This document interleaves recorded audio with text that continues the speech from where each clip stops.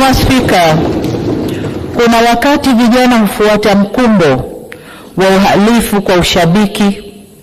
Ninatambua kwamba vijana wengi waliokamatwa na kushtakiwa kwa makosa ya uhaini hawakujua wanachokifanya.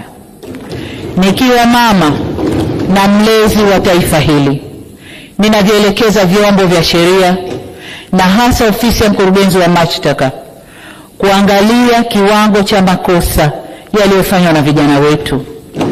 Kwa wale ambao wanaonekana walifuata mkumbo na hawakudhamiria kufanya uhalifu, wawafutie makosa yao.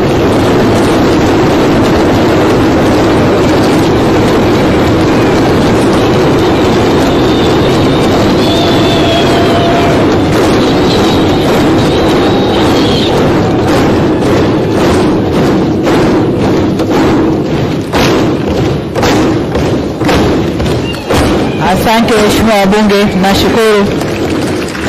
Waheshimiwa wabunge, ukiangalia klipu zile za maandamano, unaona kabisa kuna vijana ambao waliingia kwa kufuata mkumbo. Wanaimba kwa kufuata ushabiki.